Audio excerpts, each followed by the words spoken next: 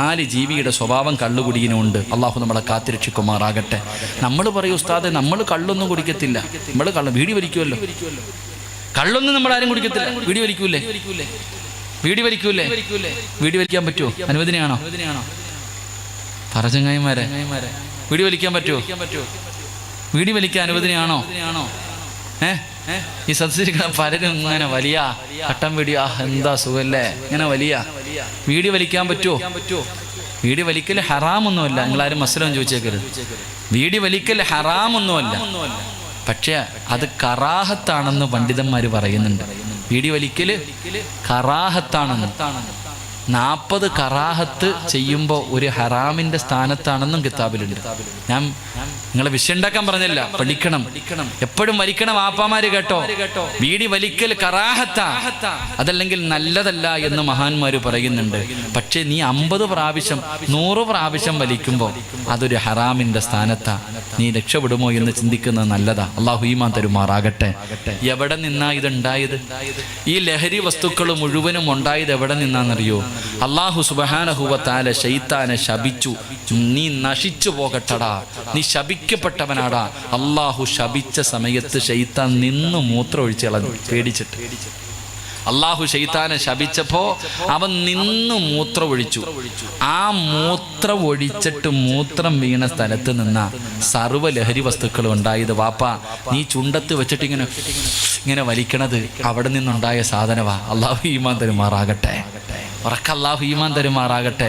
ശൈത്താന്റെ മൂത്രം വീണ സ്ഥലത്ത് നിന്ന് കിളിച്ച ആ സ്ഥാനം കൊണ്ടാ നീ ഇങ്ങനെ ചുണ്ടത്ത് വെച്ച് ഇങ്ങനെ വലിച്ചുകൊണ്ട് നടക്കുന്നത്. അള്ളാഹു നമുക്ക് ഈമാൻ നൽകി അനുഗ്രഹിക്കുമാറാകട്ടെ. അതുകൊണ്ട് എൻ്റെ പ്രിയമുള്ള സഹോദരങ്ങളെ, ലഹരി ഉപയോഗിക്കുന്നത് നിർത്തുക. കള്ളു കുടിക്കുന്നവൻ്റെ ആക്കിബത്ത് മോശമാ. അള്ളാഹു നമ്മളെ കാത്തിരക്ഷിക്കുമാറാകട്ടെ.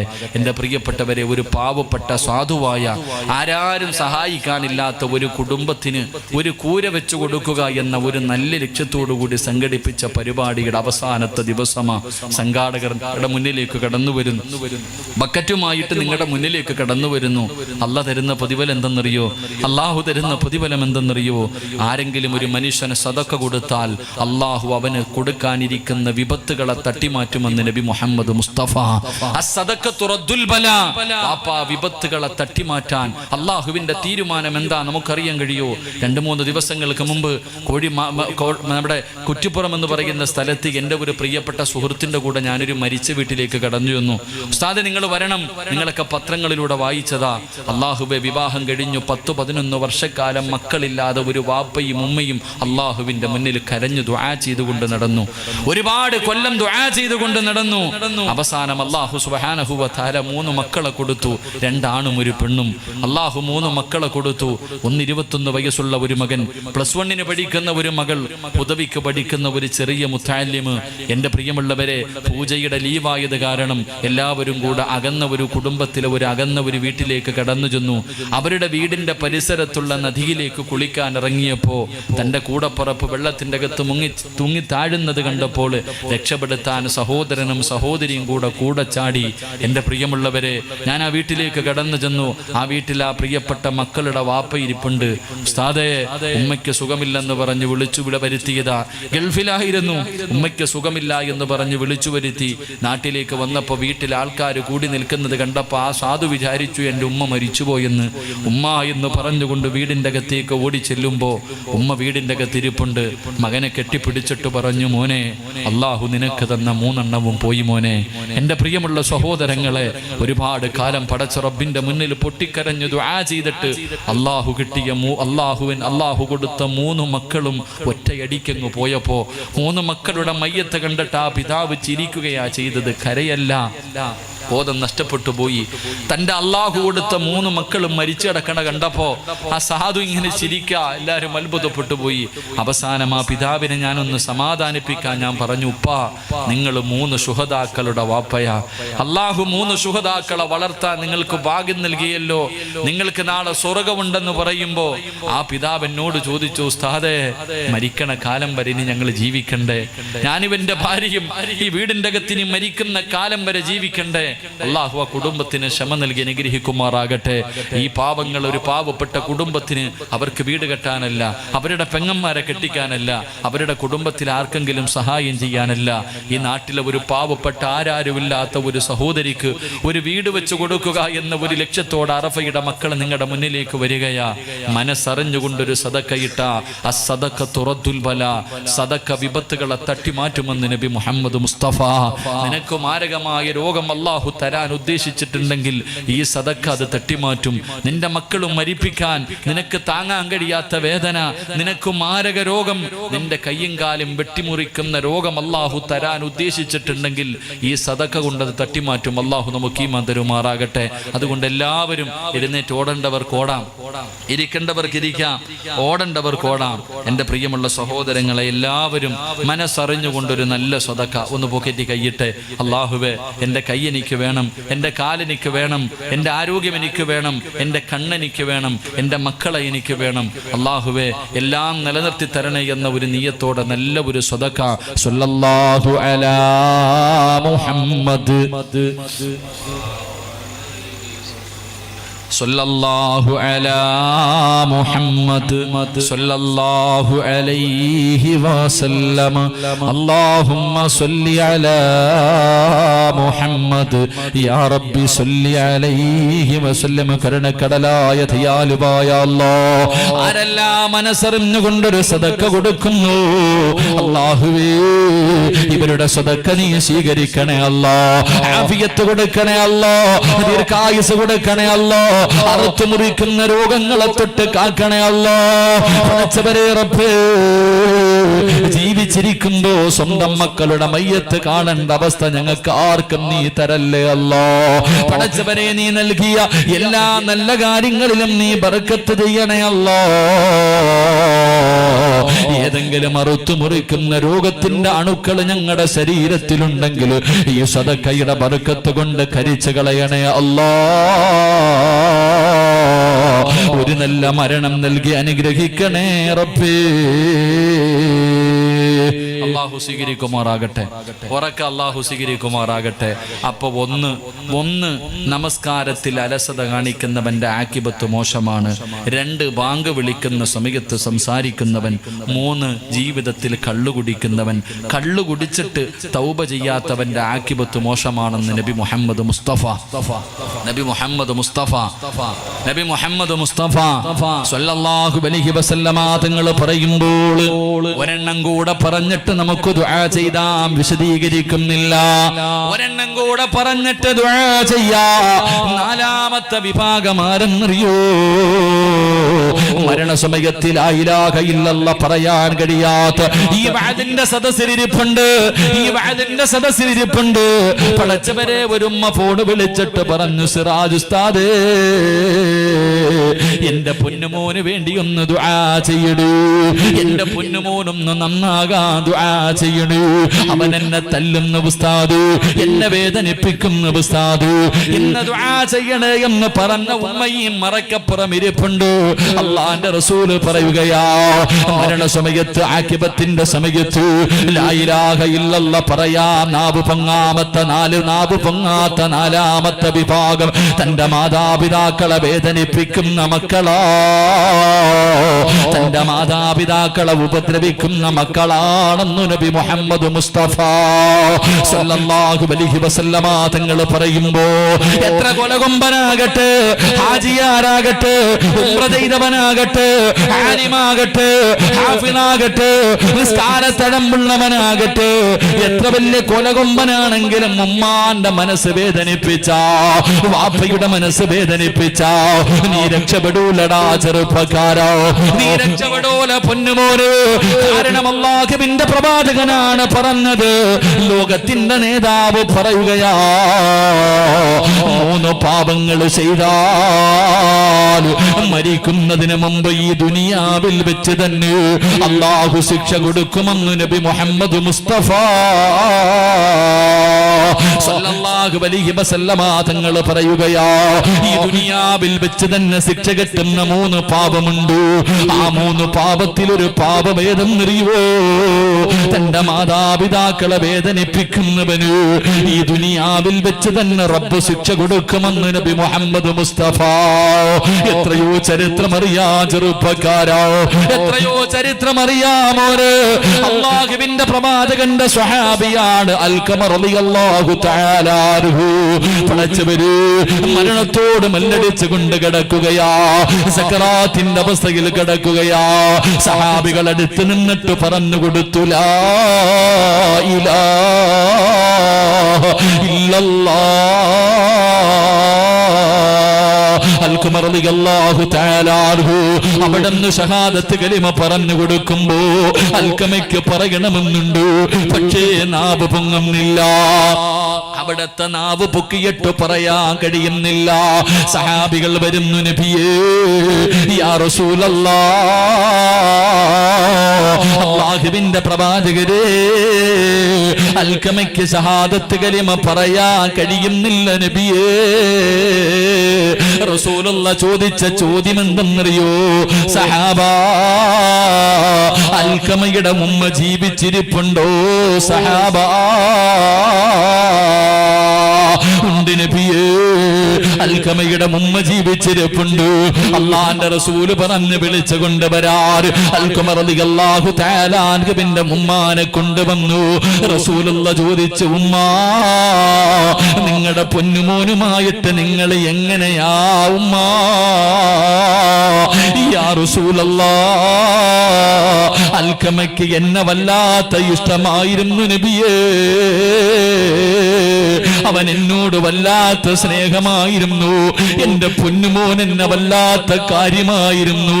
പക്ഷേ അവൻ വിവാഹം കഴിച്ചു കഴിഞ്ഞപ്പോ എന്നെക്കാളും സ്നേഹം അവൻ അവന്റെ ഭാര്യയോടാണ് നബിയേ. എന്നെക്കാളും സ്നേഹം അവൻ അവന്റെ ഭാര്യയോടാ. അതുമ്മയുടെ തെറ്റിദ്ധാരണയായിരുന്നു എന്ന് ചരിത്രം പറയുകയാ. അൽഖമയ്ക്ക് ഉമ്മാനെ വല്ലാത്ത ഇഷ്ടമായിരുന്നു. പക്ഷേ ഉമ്മ വിചാരിക്കുന്നത് മകൻ എന്നെക്കാളും സ്നേഹം അവന്റെ ഭാര്യയോടാണ്. ഉമ്മയുടെ മനസ്സ് വേദനിച്ചു. ഒരിക്കൽ ഉമ്മാന്റെ മനസ്സ് വേദനിച്ചു. അല്ലാ, അതുകൊണ്ടാണ് മരണസമയത്തിൽ ലാ ഇലാഹ ഇല്ലല്ലാഹ് പറയാൻ കഴിയാത്തത്. റസൂലുള്ള പറയുന്നു, ഉമ്മ നിങ്ങളൊന്ന് പൊരുത്തപ്പെട്ടു കൊടുക്കൂ, അൽഖമയ്ക്ക് നിങ്ങളൊന്ന് പൊരുത്തപ്പെട്ടു കൊടുക്കൂ. അവന് ലാ ഇലാഹ ഇല്ലല്ലാഹ് പറയാൻ കഴിയുന്നില്ല ഉമ്മ.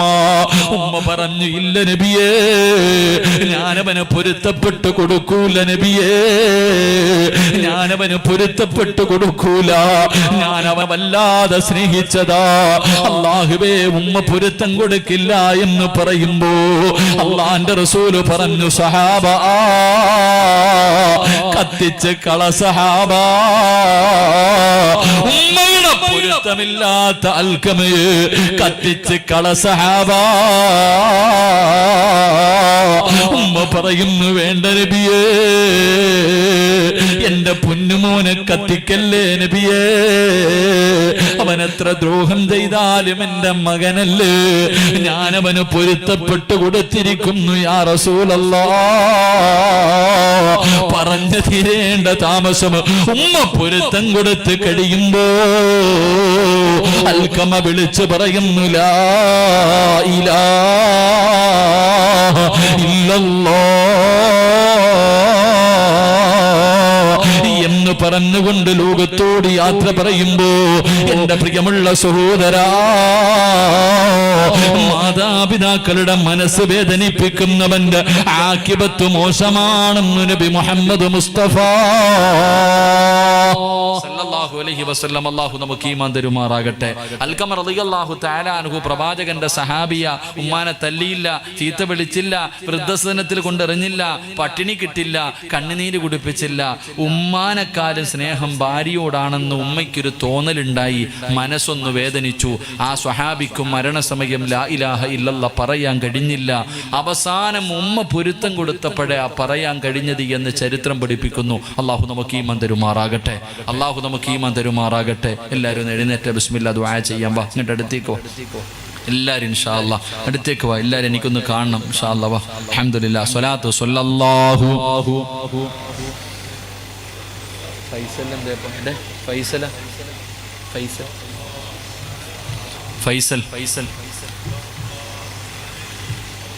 اللهم صل على محمد يا ربي صل عليه وسلم. അല്ലാഹു സ്വീകരിക്കുമാറാകട്ടെ. ഇങ്ങോട്ട് വാ കഴിഞ്ഞു. റോഡിൽ നിൽക്കുന്ന മക്കളോടൊക്കെ അനിയ ഇത്രയും നേരം കയറാൻ പറഞ്ഞില്ല, ഒന്നീ ദുആ ചെയ്യാൻ പോവാ, സ്വർഗത്തിൽ കയറി നിൽക്കുക, അല്ലെങ്കിൽ വണ്ടി എടുത്തുകൊണ്ട് നിന്റെ വീട്ടിൽ പൊക്കോ. അവിടെ നിൽക്കരുത്, നീ അവിടെ നിന്ന് ആമീൻ പറയരുത്. കച്ചവടം ചെയ്യുന്ന കാക്കായോട് ഇനി അവിടെ ഒരാളെ നിർത്തല്ലേ കാക്ക, ഇനി അവൻ 1 കോടി രൂപ തരാമെന്ന് പറഞ്ഞാലും പേടിക്കരുത്, ഉള്ള ബർക്കത്ത് ഇന്നത്തോടുകൂടി ഇറങ്ങിപ്പോകും പെട്ടെന്ന് ഇൻഷാ അല്ലാഹ്. ഒന്നീ സ്വർഗത്തിൽ കയറുക, അല്ലെങ്കിൽ വണ്ടി എടുത്തുകൊണ്ട് വീട്ടിൽ പോകും ഇൻഷാ അല്ലാഹ്. അല്ലാഹു ഈമാൻ തരുമാറാകട്ടെ. കാരണം 40 പേര് കൂടുന്ന സദസ്സിൽ അല്ലാഹു ഇഷ്ടപ്പെട്ട ഒരാളുണ്ടാവുന്ന, ഇപ്പം 40 അല്ല 400 പേരുണ്ടല്ലോ. ഇങ്ങനെ ഒരു സദസ്സിനകത്ത് കയറി നിന്ന് ആമീൻ പറയാത്തവൻ വെളിയിൽ നിന്ന് പറഞ്ഞിട്ട് കാര്യമുണ്ടോ? നിങ്ങൾ പറ മനുഷ്യന്മാരെ, പുറത്തുനിന്ന് പറഞ്ഞിട്ട് കാര്യമുണ്ടോ? ഒരു കാര്യമില്ല. ഓ ആമീൻ പറയണക്കാരൻ നല്ലത് വീട്ടിൽ പോകും, അവൻ്റെ ഭാര്യ മക്കളും കാത്തിരിപ്പുണ്ട്. ഓ അല്ലാഹു ഈമാൻ തരുമാറാകട്ടെ. റസൂലുള്ളാഹി തങ്ങൾ പറഞ്ഞു, മാതാപിതാക്കളുടെ മനസ്സ് വേദനിപ്പിക്കുന്ന മക്കൾക്ക് ഈ ദുനിയാവിൽ വെച്ച് തന്നെ അല്ലാഹു ശിക്ഷ കൊടുക്കുമെന്ന് നബി മുഹമ്മദ് മുസ്തഫ. ഒന്നാമത്തെ ശിക്ഷ അവൻ്റെ ആക്കിബത്ത് അല്ലാഹു മോശമാക്കി കളയും. അവന് ലാ ഇലാഹ ഇല്ലല്ലാഹ് പറഞ്ഞിട്ട് മരിക്കാൻ കിട്ടൂല, അവൻ അല്ലാഹു നല്ല മരണം കൊടുക്കൂല. അല്ലാഹു നമ്മളെ കാത്തിരക്ഷിക്കുമാറാകട്ടെ. 2 ഞാൻ നിർത്തുകയാ. രണ്ടാമത്തെ ശിക്ഷ എന്തെന്നറിയോ? എടാ, ഒരുപാട് കാലം നീ ഈ നാട്ടിൽ നടക്കൂല. ഉമ്മാനെയും വാപ്പാനെയും തല്ലിയവന്റെ കഥയൊന്നും ഞാൻ പറയില്ല. ഉമ്മാനെ ചീത്ത പിടിച്ച മക്കളെ, ഉമ്മാന്റെ മനസ്സ് വേദനിപ്പിച്ച മക്കളെ, ഒരുപാട് കാലം നിന്റെ ഭാര്യയുടെയും മക്കളുടെയും കൂടെ നിനക്ക് നടക്കാൻ ആയുസ് അല്ലാഹു തരില്ല. നിന്നെ പെട്ടെന്ന് കൊണ്ടുപോകുമെന്ന് നബി മുഹമ്മദ് മുസ്തഫ. മാതാപിതാക്കളെ വേദനിപ്പിച്ചവന്മാരെ മുഴുവനും അല്ലാഹു നേരത്തെ അങ്ങ് കൊണ്ടുപോകും എന്ന് പറഞ്ഞാൽ നിന്റെ ആയുസ് അല്ലാഹു വെട്ടിച്ചുരുക്കും. അല്ലാഹു കാത്തിരക്ഷിക്കുമാറാകട്ടെ. അല്ലാഹു നമുക്കൊക്കെ ഈമാൻ തരുമാറാകട്ടെ. മാതാപിതാക്കളെ വേദനിപ്പിക്കുന്ന മക്കൾക്ക് അല്ലാഹു കൊടുക്കുന്ന രണ്ടാമത്തെ ശിക്ഷ ആയുസ് കുറയും. അല്ലാഹു നമ്മളെ കാക്കുമാറാകട്ടെ. 3 വാപ്പാനെ തല്ലാൻ കൈവക്കിയവന്മാരും ഉമ്മാനെ ചീത്ത വിളിച്ചവരും വൃദ്ധസദനത്തിലേക്ക് കൊണ്ടിട്ടവനും, ഞാൻ മാത്രമല്ലല്ലോ മോൻ, വേറെയും പറ്റിട്ടുണ്ടല്ലോ, അവിടെ പോയി കിടക്കുന്ന ഉമ്മാനോട് പറഞ്ഞവന്മാരൊക്കെ കേട്ടോ, അല്ലാഹു നിനക്ക് തരുന്ന 3ാമത്തെ ശിക്ഷ അല്ലേ?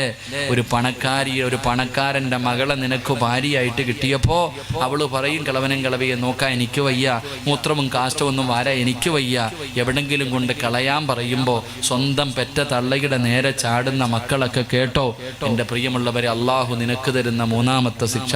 എൻ്റെ പ്രിയപ്പെട്ട സഹോദരങ്ങളെ, അടുത്ത് ഒരു പിതാവ് പറയാ, ഉസ്താദേ എൻ്റെ മക്കൾ എൻ്റെ കഴുത്ത് പിടിച്ച് ഞെരിക്കുന്നു ഉസ്താദേ, എന്നെ കൊല്ലാൻ. ക്യാൻസർ എന്ന രോഗം പിടിച്ചിട്ട് കിടപ്പിൽ കിടന്ന് മലമൂത്ര വിസർജനം നടത്തുന്ന വാപ്പയെ കഴുത്ത് ഞെരിച്ചിട്ട് കല്യാണം പോലും കഴിച്ചിട്ടില്ല ആ മക്കള് വാപ്പയുടെ കഴുത്ത് ഞെരിക്ക എന്നോട് പറയുന്നു, ഉസ്താദേ ഞാനൊന്നും മരിക്കാൻ വേണ്ടി ദുആ ചെയ്യോ, എനിക്ക് സഹിക്കാൻ കഴിയുന്നില്ല. അല്ലാഹു ആ പിതാവിനോട് കരുണ കാണിക്കുമാറാകട്ടെ. നമ്മുടെ നാട്ടിൽ ജുബ്ബയും തൊപ്പിയൊക്കെ ധരിച്ചു വലിയ ആൾക്കാരെ പോലെ നടക്കുന്നവർ പെറ്റ തള്ളയെ തിരിഞ്ഞു നോക്കാത്തവരുണ്ട്. ഉമ്മയുടെയും വാപ്പയുടെ അവസ്ഥ എന്താണെന്ന് അറിയാത്തവരുണ്ട്.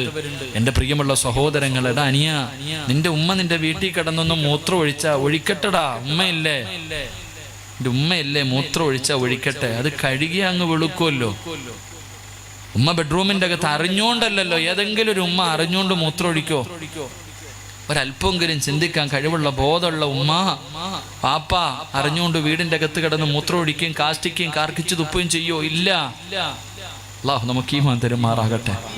അത് ഇല്ലാത്തവർക്കേ അതിൻ്റെ വേദന അറിയൂ. നമ്മൾ എന്തേ ചിന്തിക്കാത്തത്? നമ്മളെ മോനേന്ന് വിളിക്കാൻ നമ്മുടെ ഉമ്മയല്ലേ ഉള്ളൂ ഈ ലോകത്ത്. വേറെ ആരെങ്കിലും വിളിക്കുവോ? വേറെ ആരെങ്കിലും നിന്നെ വിളിക്കോ മോനേന്ന്? പാപ്പയും ഉമ്മയും മാത്രമേ ഉള്ളൂ. വയ്യെങ്കിലും രോഗം പിടിച്ച് കിടന്ന് മലമൂത്ര വിസർജനം നടത്തുകയാണെങ്കിലും രാത്രി 10 മണിക്ക് വീട്ടിൽ കയറി ചെല്ലുമ്പോൾ എൻ്റെ മോൻ വന്നോ എന്നൊന്ന് ചോദിക്കണൊരു ചോദ്യം ഉണ്ടല്ലോ. എൻ്റെ മോൻ വന്നോ എന്ന് നമ്മുടെ ഉമ്മയെന്ന് ചോദിക്കും. നമ്മുടെ മനസ്സ് വേദനിക്കുമ്പോൾ ഉമ്മാൻ്റെ അടുത്ത് പോയി ഇരുന്നാൽ മതിയല്ലോ. മനസ്സ് വേദനിക്കുന്ന സമയം റസൂലുള്ളാഹി തങ്ങൾ പറഞ്ഞു, 5 കാര്യങ്ങളിൽ നോക്കിയിരിക്കൽ ഇബാദത്തിന്റെ കൂലിയാണെന്ന് നബി മുഹമ്മദ് മുസ്തഫ. ഉറക്കെ നബി മുഹമ്മദ് മുസ്തഫ 5 കാര്യങ്ങളിൽ നോക്കിയിരുന്ന ഇബാദത്ത്. ഇതിലൊരു കാര്യം, ഉമ്മാന്റെ മുഖത്ത് നോക്കാൻ ഇന്ന് മക്കൾക്ക് സമയമില്ല. എന്ത് മനുഷ്യന്മാരുപ്പാ. നമുക്ക് ജന്മം നൽകി നമ്മുടെ ഉമ്മ. കാരണം ഇന്ന് തൊലിയൊക്കെ ചുളുങ്ങിപ്പോയി, കിളവിയായി, മുടിയൊക്കെ നരച്ചു, പ്രായമായി. എങ്കിലും റസൂലുള്ള പറഞ്ഞു, ഉമ്മയുടെ മുഖത്ത് നോക്കിയിരിക്കുന്ന സമയം ഇബാദത്തിന്റെ കൂലിയാണെന്ന് നബി മുഹമ്മദ് മുസ്തഫ. ഇന്ന് സ്കൂളിൽ പഠിക്കുന്ന മക്കൾക്ക് ഇതെൻ്റെ ഉമ്മയാണെന്ന് പറയാൻ നാണക്കേടാ. സ്വന്തം പ്രായമായ ഉമ്മയെ കാണിച്ചിട്ട് ഇതെൻ്റെ ഉമ്മയാണെന്ന് പറയാൻ മക്കൾ മടിക്കുന്ന കാലം. റസൂലുള്ളാഹി തങ്ങൾ പറഞ്ഞു, മാതാപിതാക്കളുടെ ഉമ്മാന്റെ മുഖത്ത് നോക്കിയിരിക്കുന്ന സമയം മുഴുവനും അള്ളാഹിന് ഇബാദത്ത് ചെയ്ത കൂലിയുണ്ടെന്ന് നബി മുഹമ്മദ് മുസ്തഫ. അതുകൊണ്ട് എൻ്റെ പ്രിയമുള്ള സഹോദരങ്ങളോട് സഹോദരിമാരോടാ പ്രത്യേകം പറയേണ്ടത്. കാരണം വാപ്പ എത്രയോ കഷ്ടപ്പെട്ട് 10ഉം 30ഉം പവനും കൊടുത്ത് നിന്നെ കെട്ടിച്ചു വിട്ടു. നിനക്കെന്നൊരു ഗൾഫുകാരനെ കിട്ടി, മക്കളെ കിട്ടി, നല്ല ഒരു ഭർത്താവിനെ കിട്ടി, 2 നിലയുള്ള വീട് കെട്ടി. ഇന്ന് ഉമ്മാനെ തിരിഞ്ഞു നോക്കാൻ പോലും സമയമില്ല. ഭർത്താവാണ് നിനക്ക് ഏറ്റവും വലുത്, നിന്റെ മക്കളാണ് നിനക്ക് ഏറ്റവും വലുത്.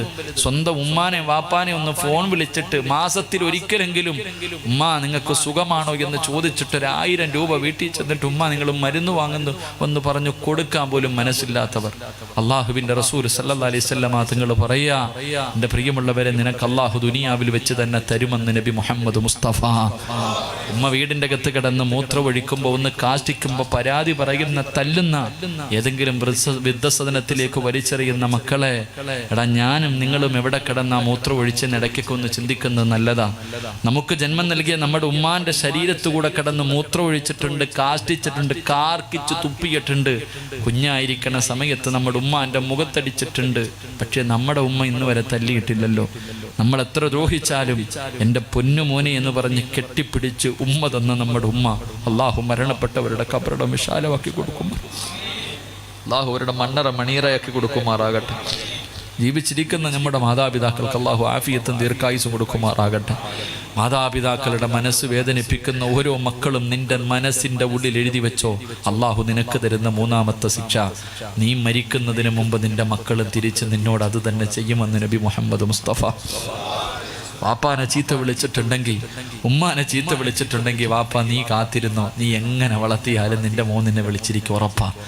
നീ മരിക്കുന്നതിന് മുമ്പ് നിന്റെ മക്കൾ നിന്നെ ചീത്ത വിളിച്ചിരിക്കും. നീ നിന്റെ മാതാപിതാക്കളെ തല്ലാൻ കൈപൊക്കിയിട്ടുണ്ടെങ്കിൽ വല്ലാഹി നിന്റെ മക്കളും പൊക്കും. നീ കണ്ണുനീര് കുടിപ്പിച്ചിട്ടുണ്ടെങ്കിൽ നിന്റെ മക്കളും തിരിച്ച് നിന്നോടത് ചെയ്യും. എന്നിട്ടേ നീ മരിക്കൂ എന്ന് നബി മുഹമ്മദ് മുസ്തഫ. അപ്പോഴേ അതിൻ്റെ വേദന നമുക്കറിയൂ. നമ്മുടെ ഉമ്മാന്റെ മനസ്സ് വേദനിച്ചതിൻ്റെ വേദന അറിയണമെങ്കിൽ നമ്മുടെ മക്കൾ നമ്മളെ തല്ലണം, അവൻ നമ്മൾ അടിച്ചിറക്കണം, അവൻ നമ്മളെ ചീത്ത വിളിക്കണം. അവളും കല്യാണം കഴിഞ്ഞ് പോയിട്ട് രോഗം പിടിച്ച് കിടക്കുമ്പോൾ മരിക്കാൻ കിടന്നാലും തിരിഞ്ഞു നോക്കാതിരിക്കണം. അപ്പോഴേ നമ്മുടെ ഉമ്മ വേദനിച്ചതിൻ്റെ വേദന, നമ്മുടെ വാപ്പയുടെ നെഞ്ചു പൊട്ടിയതല്ല. ഞാൻ ഇത്രയും കാലം കഷ്ടപ്പെട്ടു പട്ടിണി കിടത്തി വളർത്തിയിട്ട് ഇവൻ ഇങ്ങനായി പോയല്ലോ എന്നോർത്തിട്ട് വാപ്പ നെഞ്ചു പൊട്ടി കരഞ്ഞതിൻ്റെ വേദന നമുക്കറിയൂ. അള്ളാഹു നമുക്ക് ഈമാൻ തരുമാറാകട്ടെ. അള്ളാഹു നമുക്ക് ഈമാൻ തരുമാറാകട്ടെ.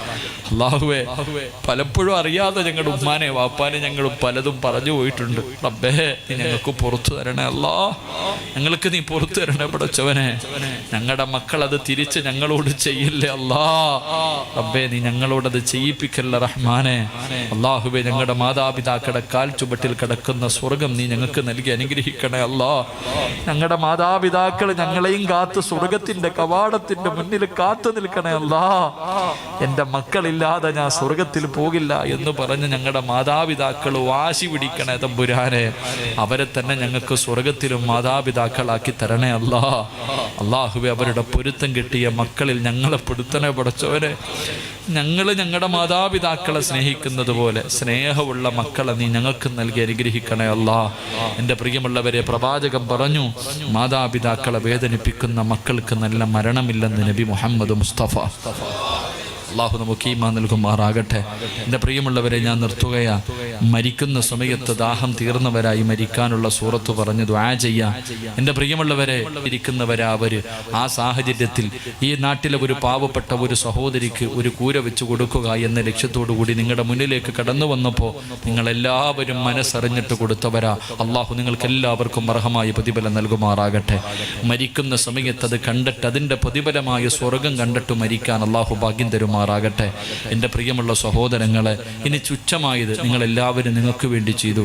ഞാൻ നിങ്ങളോടൊരു സദക്ക ചോദിക്കാം. ഇത് നിനക്ക് വേണ്ടിയല്ല, നിൻ്റെ ഉപ്പാന് വേണ്ടി. നിന്നെ പൊന്നുപോലെ രാവും പകലും കിടന്ന് കഷ്ടപ്പെട്ടു പട്ടിണി കിടന്നിട്ട് വളർത്തിയ നിൻ്റെ ഉപ്പ, നിന്നെ നൊന്ത് പ്രസവിച്ച നമ്മുടെ ഉമ്മ, നമ്മുടെ മാതാപിതാക്കളുടെ ഖബർ സ്വർഗമാകാൻ ഒരു സദക്ക വേണം. അല്ലാഹു ഭാഗ്യം തരുമാറാകട്ടെ.